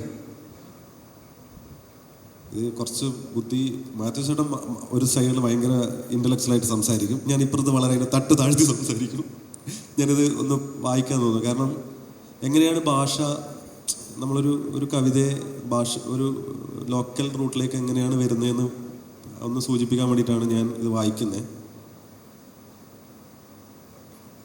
ഒരു ദിവസം അടുപ്പിൻ കുണ്ടിൽ ചേര കിടക്കുന്ന ചാപ്പേൽ തോറ് വരാൻ വരുന്നപ്പെല്ലാം പറ്റ വന്നിട്ട് നമ്മളെ നാട്ടിലത്തെ പഠിപ്പും പൈശല്യപ്പോട് ചോദിക്കും, നാട് പണ്ടാരമടങ്ങുമ്പോൾ നിങ്ങോലം ഏടെപ്പോയിന് എക്കിനുറപ്പില്ലാത്തവരെന്ന്.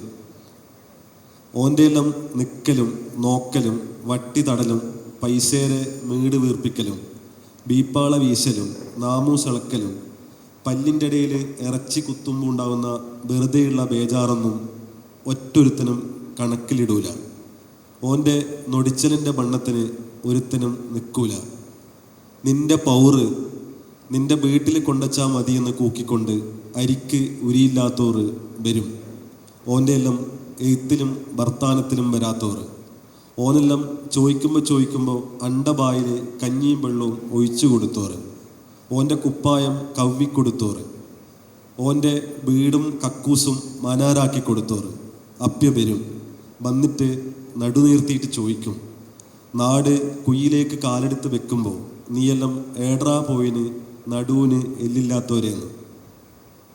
അപ്പോൾ ഉത്തരം കിട്ടാതെ കൊഞ്ഞനം കുത്താൻ കഴിയാതെ ഷഡ്ഡിയിൽ തൂറിയ പോലെ നിൽക്കും നിങ്ങോ.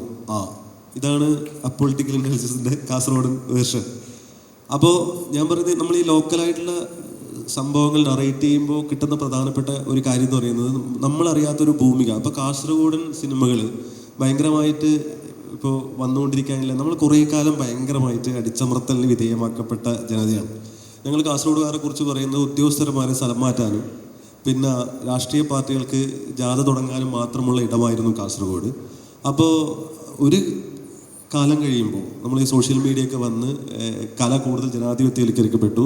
സിനിമ എന്ന് പറയുന്നത് കോടമ്പക്കത്തും കൊച്ചിയിലും മാത്രമാവാതെ കൂടുതൽ ജനപദങ്ങളിലേക്ക് പോയിക്കൊണ്ടിരിക്കുമ്പോൾ കാസർഗോഡൊന്നും സിനിമ വരാനുള്ള കാര്യം എന്ന് വെച്ചാൽ അവിടെ ഇത്ര ഒരുപാട് കഥകളുണ്ട്. ആ കഥകൾ കേൾക്കാൻ, ആ കഥകൾ കാണാൻ ആളുകൾ കൂടുതൽ, കാണികൾ കൂടുതൽ ജനാധിപത്യവൽക്കരിക്കപ്പെട്ടു എന്നുള്ളതാണ്.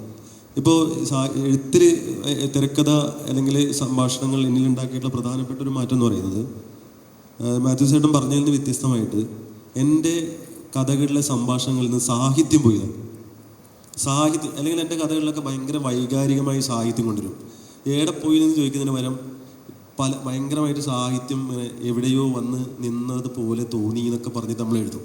പക്ഷേ തിരക്കഥയിലേക്ക് കടന്നതിന് ശേഷം സംഭാഷണങ്ങളിൽ നിന്ന് സാഹിത്യം പോയി. നമ്മൾ മനുഷ്യന്മാർ സംസാരിക്കുന്ന പോലെ കഥാപാത്രങ്ങൾ, പൊതുവെ സാഹിത്യകാരന്മാർ തിരക്കഥ എഴുതുമ്പോൾ സംഭവിക്കുന്ന പ്രധാനപ്പെട്ട ഒരു പ്രോബ്ലമായിട്ട്, എന്തുകൊണ്ട് സാഹിത്യകാരന്മാർ, കഥ എഴുത്തുകാർ അല്ലെങ്കിൽ നോവൽ എഴുത്തുകാർ മലയാള സിനിമയിൽ, പോപ്പുലർ സിനിമയിൽ കൂടുതൽ ജനകീയമായിട്ട് വിജയകരമായിട്ട് അടയാളപ്പെടുത്താതിരിക്കാനുള്ള പ്രധാനപ്പെട്ട കാരണങ്ങളിലൊന്ന്, നമ്മുടെ സാഹിത്യം എഴുതുന്ന എഴുത്തുകാർ തിരക്കഥ എഴുതുമ്പോൾ അവരിൽ ഭയങ്കരമായിട്ട് സാഹിത്യം കടന്നു വരും. സംഭാഷണങ്ങളിൽ സാഹിത്യം കടന്നു വരും. നമ്മൾ നമ്മളായിട്ടാണല്ലോ സംസാരിക്കുക. നീ എവിടെയാണ് പോകുന്നത്, എന്താ വിശേഷം എന്നൊക്കെ ചോദിക്കുന്നവരും ഇതിന് ഭയങ്കരമായിട്ട് സാഹിത്യം വരും. അപ്പോൾ ഈ സാഹിത്യം വരുന്നതുകൊണ്ടായിരിക്കാം എഴുത്തുകാരായിട്ടുള്ള തിരക്കഥാകൃത്തുകൾ, സാഹിത്യം എഴുത്തുകാരായിട്ടുള്ള തിരക്കഥാകൃത്തുകൾക്ക് വേണ്ട വിധം ഒരു പോപ്പുലാരിറ്റി അല്ലെങ്കിൽ പോപ്പുലർ സിനിമകൾ എഴുതാനുള്ള ഒരു ശേഷിക്കുറവ് ഉണ്ടാവാനുള്ള കാരണം ഈ എഴുത്തിൽ സാഹിത്യം കടന്നു വരുന്നതുകൊണ്ടാണെന്ന് എനിക്ക് തോന്നുന്നു. എനിക്ക് ഈ തിരക്കഥ കൊണ്ടുകിട്ടിയ ഏറ്റവും പ്രധാനപ്പെട്ട ഗുണം എന്ന് പറയുന്നത് എൻ്റെ കഥകളിലെ കഥാപാത്രങ്ങൾ മനുഷ്യന്മാരെ പോലെ സംസാരിക്കാൻ തുടങ്ങി എന്നുള്ളതാണ്. നമുക്ക് സാഹിത്യത്തെക്കുറിച്ചും സാഹിത്യ രചനയെക്കുറിച്ചും ഉള്ള കാഴ്ചപ്പാടുകളിലൂടെയാണ് നമ്മളിപ്പോൾ കടന്നു പോയിക്കൊണ്ടിരിക്കുന്നത്. ഒരേ സമയം സാഹിത്യവും സിനിമയും കൈകാര്യം ചെയ്യുന്ന പ്രഗത്ഭരായ എഴുത്തുകാരുടെ വാക്കുകളിലൂടെയാണ്. മാത്യു സാറിലേക്ക് നമ്മൾ അടുത്തൊരു ചോദ്യത്തിലേക്ക് വരുമ്പോൾ, ലോകപ്രസിദ്ധ എഴുത്തുകാരിയായിട്ടുള്ള വെർജീനിയ വൂൾഫ് പറയുന്നുണ്ട്, സിനിമയും സാഹിത്യവും തമ്മിലുള്ള ബന്ധം ഇരു മാധ്യമങ്ങൾക്കും വിനാശകരമാണ് എന്നൊരു അഭിപ്രായം സൂചിപ്പിക്കുന്നുണ്ട്. അപ്പോൾ എനിക്ക് തോന്നുന്നത് മലയാളത്തിൽ കഴിഞ്ഞ ഒരു 10 വർഷത്തേക്ക് അല്ലെങ്കിൽ കുറച്ച് വർഷങ്ങളിലെ ഒരു സിനിമയുടെ ചരിത്രം ഞാൻ ഇങ്ങനെ നോക്കുമ്പോൾ ഏറ്റവും മികച്ച ഒരു സിനിമയായിട്ട് മുമ്പിൽ നിൽക്കുന്ന ഒരു ചിത്രമാണ് ഈമയു. ഇത്രയും ഗംഭീരമായൊരു സിനിമാറ്റിക് എക്സ്പീരിയൻസ് മറ്റൊരു സിനിമയ്ക്ക് പകർന്നു നൽകാൻ പറ്റുമോ എന്ന് സംശയമാണ്.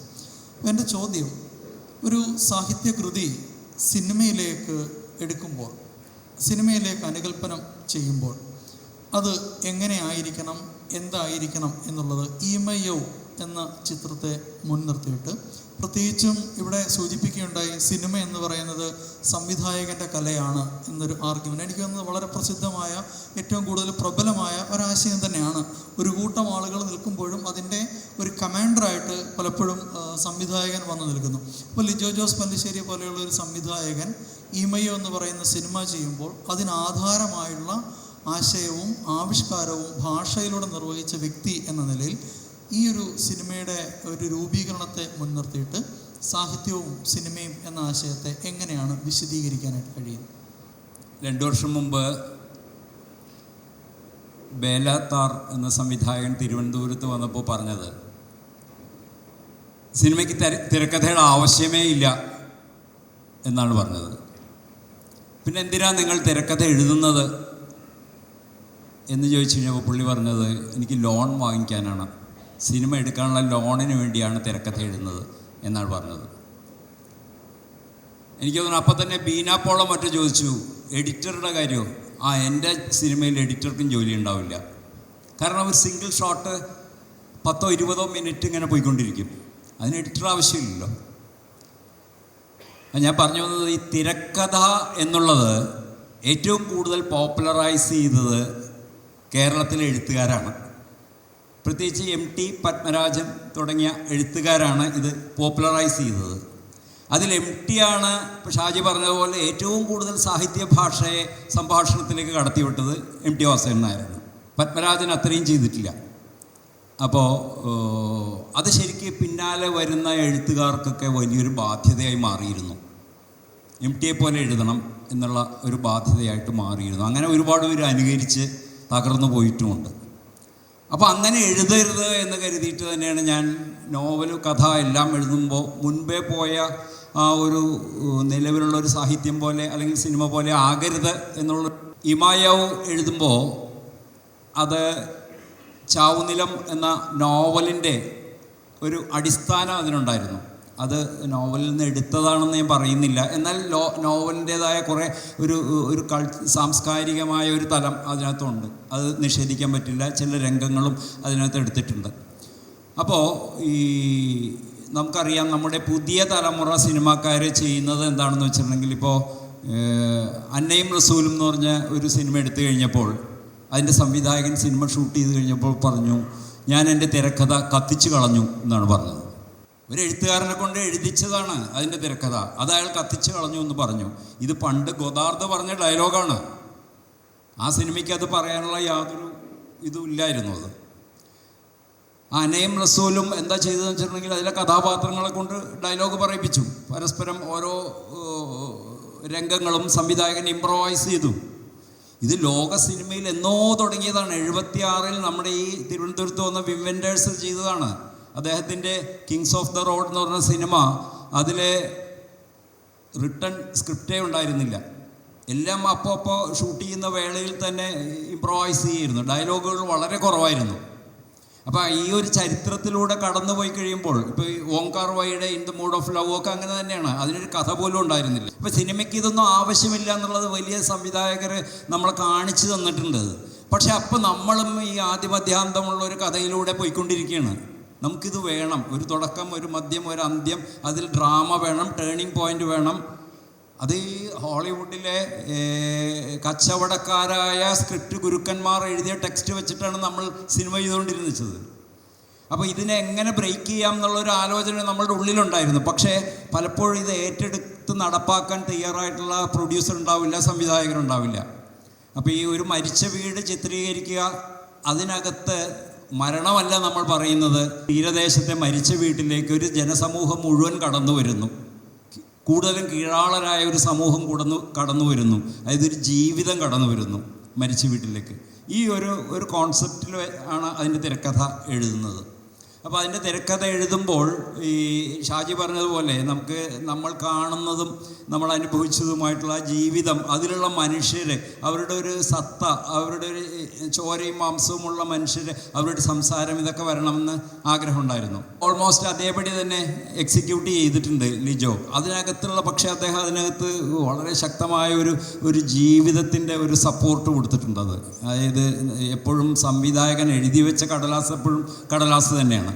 അതൊരു സംവിധായകനാണ്, അതിനകത്തൊരു ജീവിതം ബ്രീത്ത് ചെയ്യുന്നത് സംവിധായകനാണ്. ആ ഒരു സംബോധന നടന്നിട്ടുണ്ട്. ഒരു ഉദാഹരണം പറഞ്ഞാൽ, ആ വീട് ഷൂട്ട് ചെയ്യാനായിട്ട് ഞങ്ങൾ എടുത്ത വീട്, അത് ഞങ്ങൾ കുറേ വീടുകൾ കണ്ടപ്പോൾ ആ വീട് ഈ വെള്ളം കയറിയിട്ട്, നമ്മുടെ കടൽ കയറിയിട്ട് വീട് മുഴുവൻ മുങ്ങിപ്പോയ വീടാണ്. അതിൽ അടയാളങ്ങളുണ്ടായിരുന്നു. അങ്ങനെ ഒരു വീട്ടിലാണ് ഇത് ഷൂട്ട് ചെയ്തത്. അപ്പോൾ ആ പ്രദേശത്തെ ജീവിതം നമ്മൾ ഷൂട്ട് ചെയ്യുമ്പോൾ ആ ജീവിതം സഹിച്ച പ്രോപ്പർട്ടികളും ഉണ്ടായിരുന്നു എന്ന് പറയായിരുന്നു ഞാൻ. അപ്പോൾ അങ്ങനെ തന്നെ പ്രോപ്പർട്ടികളും കൂടി ചേർന്നിട്ടാണല്ലോ ഒരു സിനിമ രൂപീകരിക്കപ്പെടുന്നത്. അപ്പോൾ ഈ സംവിധായകനാണ് ഒരു കമാൻഡർ എന്ന് ഷാജി പറഞ്ഞു. ഒരു പരിധിവരെ ശരിയാണത്.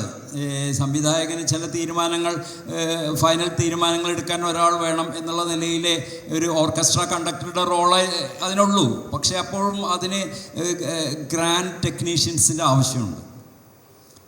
അപ്പോൾ ഇപ്പം ഞാൻ എന്ന തിരക്കഥ എഴുതുമ്പോൾ അതിന് 3 ഭാഗം വേണമെന്ന് തീരുമാനിച്ചിരുന്നു. അപ്പോൾ 3 ഭാഗത്തിലും ഓരോ ദേശത്തിലെയും അനുഷ്ഠാന കലകൾ വരണമെന്ന് അതിൻ്റെ സംവിധായകൻ ആവശ്യപ്പെട്ടപ്പോൾ ഞാൻ അതിനെ എതിർത്തു. അതൊരു ടിപ്പിക്കൽ ഫോർമുല സിനിമയായി പോവും, അത് നമുക്ക് വേണ്ട എന്ന് പറഞ്ഞപ്പോൾ അദ്ദേഹം അതിന് പരിഹാരം വേറെ കണ്ടെത്തി. അപ്പോൾ ഈ എഴുത്തുകാരൻ്റെ ഒരു നല്ല റോളുണ്ടെന്ന് തന്നെയാണ് എനിക്കിപ്പോഴത്തെ അഭിപ്രായം. കാരണം ഇത് വല്ലാതെ മാനിപ്പുലേഷൻ നടന്നുകൊണ്ടിരിക്കുന്ന ഒരു മാധ്യമമാണത്.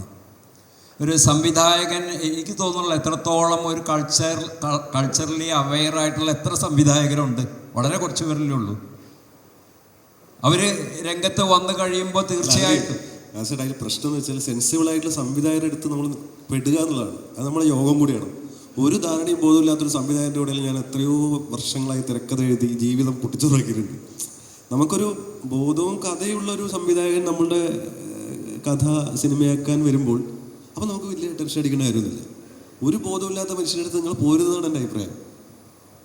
അല്ല, ഈ സിനിമ പലപ്പോഴും ഇത് സംഭവിച്ചു പോകുന്നതാണല്ലോ. ഇതിപ്പോൾ നിങ്ങൾ 1-2 വർഷം കഴിയുമ്പോഴാണ് മനസ്സിലാവുന്നത് ഇത് വർക്കാവില്ല എന്ന് മനസ്സിലാവുന്നത്. അങ്ങനെയുള്ളൊരു പ്രശ്നം ഈ ഒരു പ്രോസസ്സിൽ മൊത്തമുണ്ട്. ഞാനതാ പറയുന്നത്. ഇപ്പോൾ ഒരു സംവിധായകൻ എപ്പോഴും ഒരു ലിറ്റററി സെൻസുള്ള ആളോ അല്ലെങ്കിൽ സിനിമാറ്റിക് സെൻസുള്ള ആളോ, സെൻസല്ല പറഞ്ഞത്, അത്യാവശ്യം ഓഡിയൻസ് സെൻസിങ് വേണം.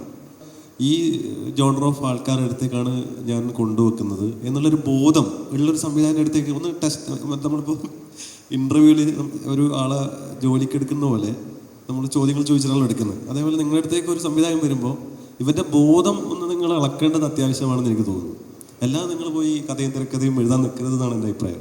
അല്ല, സത്യമാണത്. ഞാനും അത് തന്നെ പറഞ്ഞു വരുന്നത്. അതുകൊണ്ട് എഴുത്തുകാരനും ക്യാമറമാനും എഡിറ്റർക്കും ഒക്കെ കൂടുതൽ പ്രാധാന്യമുണ്ട് നമ്മുടെ നാട്ടിൽ നിന്നാണ് എൻ്റെ അഭിപ്രായം. കാരണം ഒരു ഫൈനൽ ഡിസിഷൻ എടുക്കുമ്പോൾ അത് എന്താ പറയുന്നത്, ഒരു മികച്ച കലയ്ക്ക് വേണ്ട ഒരു തീരുമാനം എടുക്കാൻ പ്രാപ്തിയുള്ള സംവിധായകർ വളരെ കുറവാണ് കേരളത്തിൽ നിന്ന് തന്നെ എനിക്ക് തോന്നുന്നത്. അപ്പോൾ അതുകൊണ്ട് എഴുത്തുകാരന്, എഡിറ്റർക്ക്, ക്യാമറമാന് ഒക്കെ വലിയ റോളുകളുണ്ട്. അവരവരുടെ റോളുകൾ പിടിച്ചെടുക്കേണ്ട ഒരു സാഹചര്യം ഇവിടെയുണ്ട് എന്നാണ് എനിക്ക് തോന്നിയിട്ടുള്ളത്. ലിജയുമായിട്ടുള്ളൊരു ഡിസ്കഷനിൽ ഒരു സംവിധായകൻ്റെ ഒരു ഒപ്പീനിയനും ഇവിടെ ഒരു എഴുത്തുകാരൻ എന്ന നിലയിലുള്ള മത്സരൻ്റെ ചില ഒപ്പീനിയനും തമ്മിലുള്ള ക്ലാഷുകൾ ഉണ്ടാവുകയോ അങ്ങനെ എന്തെങ്കിലും ഒരു ഇൻസിഡൻറ്റോ ഇവൻറ്റോ എന്തെങ്കിലും ഒന്ന് ഷെയർ ചെയ്യാൻ ഉണ്ടാവുമോ? ധാരാളമുണ്ട്. ഒന്നല്ല, ഞാനാകെ 4 സിനിമയെ ചെയ്തിട്ടുള്ളൂ. പക്ഷെ 4ലും പലപ്പോഴായിട്ട് വഴക്കുണ്ടായിട്ടുണ്ട്. പ്രത്യേകിച്ച് എനിക്ക് ദേശീയ അവാർഡ് കിട്ടിയ സിനിമയിൽ ഞാൻ ഇടയ്ക്ക് വെച്ച് നിർത്തിപ്പോവുകയാണ് ചെയ്തിരിക്കുന്നത്. അതായത് ഒരു പോർഷൻ ഷൂട്ട് ചെയ്ത് കഴിഞ്ഞിട്ട് അഭിപ്രായ വ്യത്യാസം മൂലം നിർത്തിപ്പോരുകയാണ് ചെയ്തിരിക്കുന്നത്. അതല്ലാതെ അതിൽ കണ്ടിന്യൂ ചെയ്തില്ല. കാരണം നമുക്ക് യോജിക്കാൻ പറ്റാത്ത ഒരു കാര്യം എൻ്റെ പേരിൽ വരാൻ എനിക്കിഷ്ടമില്ല. നമുക്ക് ഇണങ്ങാൻ പറ്റണം അതിനോട്. പക്ഷെ അവസാനം വന്നു, അത് വേറെ കാര്യം. അപ്പോൾ ഈ സിനിമ എന്ന മാധ്യമത്തിൻ്റെ ഒരു കുഴപ്പം അതാണ്. പലപ്പോഴും ഈ എഴുത്തുകാരനും മറ്റ് സാങ്കേതിക വിദഗ്ധരുമൊക്കെ ഉപയോഗം കഴിഞ്ഞ് വലിച്ചെറിയപ്പെടുന്ന കറിവേപ്പില പോലെ ആയിപ്പോവുകയാണ്. അപ്പോൾ അത് ഒരുതരം ആത്മനിന്ദയിലേക്ക് വരെ എഴുത്തുകാരെ എത്തിച്ചതായിട്ട് എനിക്കറിയാം. പലരെയും എത്തിച്ചിട്ടുള്ള കാര്യം എനിക്കറിയാവുന്നതാണ്. ഒരുപാട് അനുഭവങ്ങളുണ്ട്. എനിക്ക് തോന്നുന്നു സിനിമ സാഹിത്യവുമായി നമ്മൾ ചേർത്ത് വെച്ച് ആലോചിക്കുമ്പോൾ വളരെ പ്രധാനപ്പെട്ട ചില ആശയങ്ങളിലേക്കാണ് ഇപ്പോൾ നമ്മുടെ ഡിസ്കഷൻ മുമ്പോട്ട് പോകുന്നത്. അപ്പോൾ സംവിധായകൻ ഒരു ഓഥറായിട്ട് നിൽക്കുമ്പോൾ, സിനിമയുടെ ഉപജ്ഞാതാവായിട്ട് നിൽക്കുമ്പോൾ അവിടെ തിരക്കഥാകൃത്തിനും എഴുത്തുകാരനും ഒക്കെ ഏത് നിലപാട് സ്വീകരിക്കാനാണ് കഴിയുന്നത്, ഇവർ തമ്മിലുള്ളൊരു സംഘർഷം, ഇതൊക്കെ സിനിമയുടെ പാർട്ടിൽ വരുന്ന ചില കാര്യങ്ങൾ തന്നെയാണ്. അതിലൂടെയാണ് നമ്മുടെ ചർച്ചയും മുമ്പോട്ട് പോകുന്നത്. ഷാജികുമാറിലേക്ക് വരുമ്പോൾ എനിക്ക് തോന്നുന്നു ടേക്ക് ഓഫ് എന്ന സിനിമ നമ്മൾ നോക്കിയാൽ ഒരു റിയലായിട്ടുള്ള ഒരു സംഭവത്തെ, ഒരു നേഴ്സ് നേരിടുന്ന പ്രശ്നത്തെയാണ് സിനിമയായിട്ട് മാറ്റിയെടുത്തിരിക്കുന്നത്. ഒരുപക്ഷെ മലയാളത്തിൽ മികച്ച ചിത്രങ്ങളിൽ ഒരു സിനിമ തന്നെയായിരുന്നു അത്. നിരവധി പുരസ്കാരങ്ങൾ കിട്ടിയിട്ടുമുണ്ട്. അപ്പോൾ എൻ്റെ ചോദ്യം, ഇപ്പം നമ്മൾ ഈ ഡിസ്കസ് ചെയ്തുകൊണ്ടിരിക്കുന്നതിൽ വളരെ പ്രധാനപ്പെട്ട ഒരു ഐഡിയോളജി ആയിട്ട് നിൽക്കുന്നത് വിപണി എന്ന് പറയുന്ന ഒരാശയമാണ്. അപ്പോൾ ഈ ടേക്ക് ഓഫ് പോലെയുള്ള ഒരു റിയൽ സ്റ്റോറിയെ സിനിമയിലേക്ക് മാറ്റുമ്പോൾ വിപണി എന്ന് പറയുന്നത് ഒരു ബാധ്യതയായിട്ട് ഉണ്ടായിട്ടുണ്ടോ? അല്ലെങ്കിൽ അത് എഴുത്തിൽ അത് ഇടപെടാറുണ്ടോ? അല്ല, അത് കുറച്ച് വലിയ ബഡ്ജറ്റിൽ അക്കാലത്ത് പുറത്തിറങ്ങിയിട്ടുള്ളൊരു സിനിമയായിരുന്നു ടേക്ക് ഓഫ്. അപ്പോൾ അത് വിപണിക്കനുസൃതമായിട്ട് അതിൽ താരനിര വന്നു. ഫഹദ് വന്നു, കുഞ്ചാക്കോവും വന്നു, പാർവതി വന്നു. 3 താരങ്ങൾ വരുമ്പോൾ തന്നെ അതൊരു മൾട്ടി സ്റ്റാർ സിനിമയായിട്ട് കൺവേർട്ട് ചെയ്യപ്പെടുന്നു. അപ്പോൾ അവർ വന്നതോടുകൂടി അതിന് ഒത്തൊരു പ്രൊഡ്യൂസർ വന്നു. പിന്നെ അതിൻ്റെ ഒരു രസം എന്ന് പറയുന്നത് ആ സിനിമയുടെ ക്ലൈമാക്സ് അങ്ങനെ ആയിരുന്നില്ല. ടേക്ക് ഓഫിൻ്റെ എങ്ങനെയാണ് ഇത് ഇടപെടൽ നടക്കുന്നു എന്നതിൻ്റെ ഒരു ഉദാഹരണമായിട്ട് ഇത് പറയാം. ടേക്ക് ഓഫ് കണ്ടവർ ഇവിടെ ഉണ്ടാവാം. അതിൻ്റെ അവസാനം IS-ൻ്റെ പിടിയിൽ നിന്ന് നമ്മളെ കുഞ്ചാക്കോ രക്ഷപ്പെടുത്തിയെടുത്ത് പിന്നെ അതിർത്തിയിലേക്ക് വരുന്ന പാർവതിയിലാണല്ലോ അവസാനിക്കുന്നത്. നിങ്ങൾ ആരെങ്കിലും അത് വിചാരിക്കുമോ? IS-ൻ്റെ പിടിയിൽ പെട്ട് ഒരാൾ രക്ഷപ്പെടുത്തിയെടുക്കാൻ സാമാന്യ ബോധമുള്ള ഒരാൾക്ക് പറ്റും?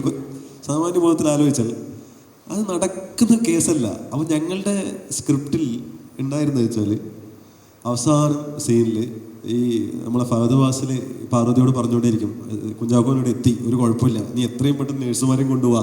അപ്പോൾ ആ ഒരു സ്നേഹത്തിൻ്റെ ഒരു ആത്മവിശ്വാസത്തിൽ ഇവള് നേഴ്സുമാരെയും കൂട്ടിയിട്ട് വരുന്നിടത്ത് ഇങ്ങനെ ഈ അതിർത്തി കിടക്കുമ്പോൾ ദേശീയ പതാകയിലും കാണിക്കും. അപ്പോൾ മറ്റേ ദേശീയ ബോധം ഉയർത്തിവിടാൻ മറ്റേ ജനഗണമനയുടെ മ്യൂസിക് അതിടും. അപ്പോൾ ആളുകൾക്ക് രോമാഞ്ചിഫിക്കേഷൻ ഉണ്ടാവും. അപ്പോൾ ആ രോമാഞ്ചിഫിക്കേഷൻ്റെ ഇടയിലൂടെ ഈ എവിടെ എൻ്റെ പ്രാണപ്രിയൻ എവിടെയെന്ന് പാർവതി ചോദിക്കും. അങ്ങനെയല്ല, ഞാൻ വെറുതെ സാഹിത്യം പറയുന്നതാണ്. പ്രാണപ്രിയൻ എവിടെയെന്ന് ചോദിക്കുമ്പോൾ ഇതാ വളരെ തകർന്ന മനസ്സോടുകൂടി ഫഹദ് ഫാസിൽ ഈ ഒരു ആംബുലൻസിലേക്ക് നോക്കും. ആംബുലൻസിലേക്ക് കൈ ചൂണ്ടുമ്പോൾ ഇങ്ങനെ നേരെ പോകുമ്പോൾ ഫ്രീസറിനുള്ളിൽ മരിച്ചു കിടക്കുന്ന IS-കാർ കൊന്ന കുഞ്ചാക്കോവൻ കിടക്കുകയാണ്. അപ്പോൾ ആ ഫ്രീസറിന് കെട്ടിപ്പിടിച്ച് പാർവതി ഇങ്ങനെ ഭയങ്കര അലമുറയിടുന്നെടുത്ത് സങ്കടത്തോടുകൂടി ആ സിനിമ അവസാനിക്കും. ഈ സ്ക്രിപ്റ്റ് വായിച്ചു പറഞ്ഞു പ്രൊഡ്യൂസർ, ഈ ക്ലൈമാക്സ് പറ്റൂല, ഇത് പറ്റിയത് ഈ ക്ലൈമാക്സ് വന്നാൽ സിനിമയിൽ ഒരു പ്രാവശ്യം ആൾ കയറും, പിന്നെ കയറൂല. അവസാനം ക്ലൈമാക്സ് മാറ്റേണ്ടി വന്നു. അവസാനം ക്ലൈമാക്സ് മാറ്റുന്നത് എങ്ങനെയാണ്? IS-ൻ്റെ പിടിയിൽ നിന്ന് നമ്മുടെ ധീരോദാത്തയും അതീവ ഗുണപ്രതാപശാലിയുമായ പാർവതി IS-ൻ്റെ തലവൻ്റെ കാല് പിടിച്ച് കുഞ്ചാക്കോവനെ രക്ഷിച്ചെടുത്ത് കുഞ്ചാക്കോവൻ എവിടെ IS-കാരുടെ വെടിയേറ്റ് മരിച്ചു. അപ്പോൾ ഫഹദ് ഫാസിലിനെ അത്ഭുതപ്പെടുത്തിക്കൊണ്ട് ഫഹദ് ഫാസിൽ കാണുന്ന കാഴ്ച എന്താണ്? നമ്മുടെ പാർവതി കുഞ്ചാക്കോവൻ്റെ കൈ പിടിച്ച് ഇറങ്ങുന്നതാണ്. അപ്പോൾ ആളുകളെല്ലാം കൈ പിടിച്ച് വാവ്. അപ്പോൾ അങ്ങനെയാണ് വിപണി ഇടപെടുന്നത്. വിപണിയുടെ താല്പര്യങ്ങളാണ്. ഇടപെടൽ എല്ലാ സ്ഥലത്തുണ്ട്. ഇപ്പോൾ ഞാൻ എഴുതിയ ഞാൻ അത്ര എഴുതിയിട്ടുള്ളൂ, പല സ്ക്രിപ്റ്റിലും ഇത് വേണ്ട നമുക്ക് ഞാൻ നേരത്തെ പറഞ്ഞ സെൻസിബിലിറ്റി എന്ന് പറയുന്നത്, സെൻസിറ്റിവിറ്റി അല്ല, സെൻസിബിലിറ്റി എന്ന് പറയുന്ന സാധനം സംവിധാനം ഇല്ലാതാവുന്ന പല മുഹൂർത്തങ്ങളും ഞാനിത് ഒരു കാല് പിടിച്ച് പറയും, ഇത് വേണ്ട, ഈ സീൻ ഭയങ്കര ബോറായിരിക്കും, ആളുകൾ ഇത് കൂക്കും, ഇങ്ങനത്തെ ഡയലോഗ് വേണ്ട, ഇത് ഒഴിവാക്കുക. അത് വേണം, അതിന് വേറെ രാഷ്ട്രീയമുണ്ട്. അത് കാണുമ്പോൾ ആളുകൾക്ക് ഇങ്ങനെ രോമാഞ്ചമാണല്ലോ വേണ്ടത്, അതുണ്ടാവും, കൈയടിക്കും. നമുക്കത് വേണ്ട. നമുക്ക് കുറേ കാലം സിനിമ കണ്ടിട്ടുള്ളൊരു എക്സ്പീരിയൻസ് ഇല്ല. ഞാൻ എല്ലാത്തരം പടങ്ങളും കാണുന്നതാണ്. ഞാൻ ഇൻഹരിയർ നാഗറും കാണും, പിന്നെ TV ചന്ദ്രൻ്റെ സിനിമയും കാണും, അടൂർ ഗോപാലകൃഷ്ണൻ സിനിമയും കാണും, അരവിന്ദൻ്റെ പടം കാണും, ഷാജി കൈലാസിൻ്റെ പടം കാണും. അപ്പോൾ അതുകൊണ്ട് എനിക്ക് ബോധം എന്ന് പറയുന്ന സാധനം ചിലപ്പം ബോധമില്ലാതിരിക്കും ചില നേരങ്ങളിൽ, ബാക്കി എല്ലാ സമയത്തും സാമാന്യമായ ബോധം ഉണ്ട് സിനിമയെക്കുറിച്ച്. അപ്പോൾ നമുക്കറിയാം ഇത് മറക്കാവില്ല എന്ന്. പക്ഷെ എന്ത് ചെയ്യാനാണ് നമ്മൾ അതാണ് നേരത്തെ മധുരം പറഞ്ഞാൽ നമുക്ക് നമ്മളോടൊരു പുച്ഛം തോന്നും. കഥ എഴുതുമ്പോൾ നമ്മളെ ഇഷ്ടത്തിനനുസരിച്ച് എഴുതാം. കഥയിൽ ഞാൻ തന്നെയാണ് ക്യാമറമാൻ, ഞാൻ തന്നെയാണ് എഡിറ്റർ, ഞാൻ തന്നെയാണ് ഞാൻ തന്നെയാണ് സംഗീത സംവിധായകൻ, ഞാൻ തന്നെയാണ് തിരക്കഥാകൃത്ത്, എല്ലാം ഞാനാണ്. സിനിമ അങ്ങനെയല്ല. ഇത് ഓരോ സമയത്ത് ഓരോ അഭിപ്രായം വരും. ചിലപ്പോൾ നടന്മാർ ഒരു ഒരു അഭിപ്രായമായിട്ട് വരും, പിന്നെ മറ്റേ സംഗീത സംവിധായകൻ അവൻ്റെ അഭിപ്രായമായിട്ട് വരും. ചിലത് പോസിറ്റീവായിരിക്കും. അപ്പോൾ ആകെ മൊത്തം ഒരു പ്രയാസം ഉണ്ടാവും പലപ്പോഴും. സെൻസിബിളായിട്ടുള്ള സംവിധായകർ ഇല്ലാതിരിക്കുമ്പോൾ, കൂടെ ഇല്ലാതിരിക്കുമ്പോൾ നമ്മളുടെ തിരക്കഥയ്ക്ക് അതിൻ്റെ കെട്ടുറപ്പ് നഷ്ടമാവുമെന്നാണ് എനിക്ക് തോന്നുന്നത്. അത് നേരത്തെ അച്ഛനും പറഞ്ഞ പോലെ കറക്റ്റാണ്. ഇപ്പം ഞാനിപ്പോൾ ചെയ്യാറുള്ള എൻ്റെ അടുത്ത് വരുന്നത്, ഞാനിതുപോലെ അളക്കും, എന്തെന്ന് കണ്ടിട്ടുണ്ട്, ഏത് സിനിമ കണ്ടിട്ടുണ്ട്, അല്ലെങ്കിൽ നമ്മൾ ഗദാർദിനെ കേട്ടിട്ടുണ്ടോ, അല്ലെങ്കിൽ തർക്കോസ്കിയുടെ സിനിമ കണ്ടിട്ടുണ്ട്, എന്നൊക്കെ നമ്മളൊരു മുഖാമുഖത്തിൽ വളരെ രസകരമായി ചോദിച്ച് ബോധ്യപ്പെട്ട ശേഷം മാത്രമേ നമ്മളിപ്പോൾ ഈ പരിപാടിക്ക് പോകാറുള്ളൂ. ഈ സെഷൻ്റെ അവസാനം ഒരു കുറിവാചകമായി മലയാളത്തിലെ ഏറ്റവും ശ്രദ്ധേയമായ ഒരു ചിത്രമായ നീലക്കുയിൽ എന്ന സിനിമ തുടങ്ങുമ്പോൾ എഴുതി കാണിക്കുന്നത് ഇങ്ങനെയാണ്: വിശാലമായ നീലാകാശം, താഴെ കണ്ണത്താ നീണ്ടുകിടക്കുന്ന കന്നിവയലുകൾ, അവയ്ക്കിടയിലൂടെ പ്രവഹിച്ചുകൊണ്ടിരിക്കുന്ന കുറേ മനുഷ്യജീവിതങ്ങൾ, വൈവിധ്യങ്ങളും വൈരുദ്ധ്യങ്ങളും നിറഞ്ഞ അവരുടെ ജീവിതത്തിൽ നിന്ന് നെയ്തെടുത്ത ഒരു കഥയാണ് ഇത്. 1954 പുറത്തിറങ്ങിയ ഈ ചിത്രത്തിലെ തലവാചകം സൂചിപ്പിക്കുന്നത് പോലെ സിനിമയോടൊപ്പം സാഹിത്യം ഇനിയും ഉണ്ടാകുമെന്നും നമ്മുടെ സാഹിത്യകാരന്മാർ കൂടുതൽ സിനിമയെ സമ്പന്നമാക്കുമെന്നും പ്രത്യാശിച്ചുകൊണ്ട് ഈ ഒരു സെഷൻ ഇവിടെ അവസാനിപ്പിക്കുകയാണ്. പങ്കെടുത്ത എല്ലാവർക്കും നന്ദി.